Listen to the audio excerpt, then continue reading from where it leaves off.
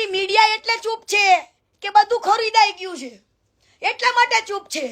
બાકી કીર્તિ પટેલનો ટોપિક હોય ને તો ચકચારિત કરી દીધો હોય, પણ કીર્તિ પટેલને ક્યારે કોઈ એવું ન કીધું કે આ કીર્તિ પટેલ કોઈકની સેવા માટે લડતી હતી, કોઈકના ન્યાય માટે લડતી હતી અને એના ઉપર આ કેસ થયો. એવો કોઈ ભણનો દીકરો આગળ ન આવ્યો. જ્યારે સૂરજ ભુવાજી ઉપર હું બોલતી હતી કે આને ધારાને મારી નાખી છે, આનું મર્ડર થઈ ગયું છે, ત્યારે કોઈ ભણના દીકરાએ મારા ઉપર ભરોસો નતો કર્યો. પણ જ્યારે મર્ડર સાબિત થયું ને ખુલ્યું ત્યારે કે નાના કીર્તિ સાચી હતી. જ્યારે કીર્તિ બોલે ત્યારે કેમ માનતા નથી? કેમ માનતા નથી? જાઓ તમારા ભગવાનને કહો કે તમે કોકના પૈસા વાપરો છો, કોકની પાસે દાન લો છો, તો બોલવામાં શરમ શું? શું કામ નથી બોલતો? એ એટલા માટે નથી બોલતો મિત્ર કે એને તમારી ભાવનાઓ સાથે રમવું છે, એને ભગવાન બનવું છે, એને સાંસદ સીએમ બનવું છે અને એને ભારતનો રત્ન એવોર્ડ જોઈ છે કે હું કરું છું, બસ બીજું કાંઈ નહીં. અને કેટલા રૂપિયા આવ્યા, ક્યાં નાખ્યા, એનો આ ભાઈ પાસે કોઈ જ જાતનો હિસાબ નથી. હા, અને હવે કાલથી બધા રેડી થઈ જજો જે મને સમાધાન માટે ફોન કરતા હતા ને. હવે હું તમને કહું છું, હાલો તમે લઈને આવો ખજૂર ને, હાલો મારી સામે લાવો, હો મારી સામે લાવો, હાલો બેવડાઈ દો મારી સામે એકવાર અને કયો કે આ બધા પટેલો ખોટું બોલે છે. પણ હવે આખા પટેલ સમાજને કહું છું કે આવાના હાથમાં દાન નો હોય. હું બે હાથ જોડીને કહું છું કે સાચા માણસના આપો દાન. આ માણસ એક ઘર બનાવે, ગરીબોને ખોટી ઉમ્મીદ આપે, પણ આજે હું આ 345 ઘર બનાવ્યા ને, એ લોકોને જે તે ઉમ્મીદો આપી હતી, જે પ્રોમિસો આપ્યા હતા ને, એ પ્રોમિસો નિભાવવાનો. પહોંચાડો બધાના ઘરે અનાજ, કરિયાણું. જાઓ, કોકની ઉમ્મીદો અરે નો રમાય. ગરીબોના આતડા બાળો છો, આતડા એક વિડિયોના વ્યૂ માટે, યુટ્યુબ ચલાવવા માટે.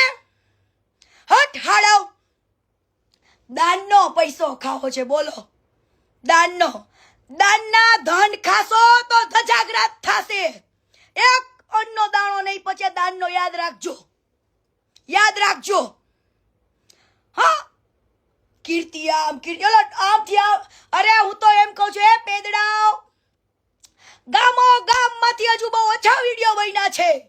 કીર્તિ પટેલ માટે હજુ ડોગુને બનાવે જાય, મારા માટે હજુ પણ બહુ ઓછા વિડીયો બન્યા છે.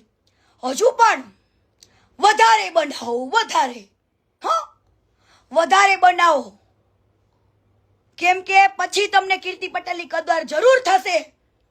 એક દિવસ એવો લાવીશ અને કરી બતાવીશ.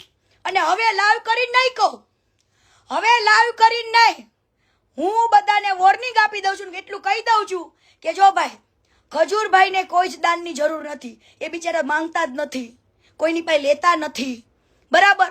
એ એમ કે છે હું ફંડ ફાળો તો કોઈની પાસે માંગવું નહીં, ઉઘરાવું નહીં, લવાય નહીં, બરાબર. હા, કોકને સિમેન્ટની થેલી આપવી હોય, કરવું હોય તો એ તો વાંધો નહીં, બરાબર. આવું બોલે છે ને તો એમને કોઈ જ ફંડ જોતું નથી. એ ખૂબ જ ગરીબોની વેદના સાથે રહીમાં છે. એને ખોટા, એને ઉમીદો આપી છે કે અમે તમારું આખા જિંદગીનું સાચવશું, કરિયાણું ભરશું, પણ પૂછ્યું છે કોક દી ફોન કરીને તમારે શું જરૂર છે?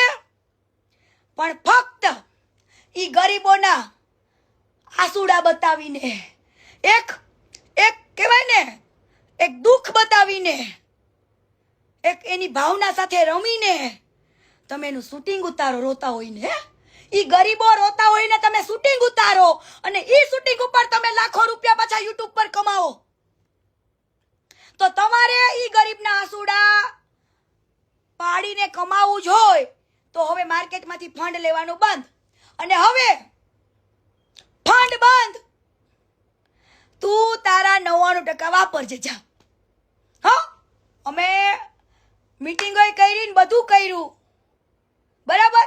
હવે જે કરવાના છે ને, જે સ્ટેપ, એ રોજ આવીને રાડો પાડીને તમને મારે કહેવાની કોઈ જ જરૂર નથી.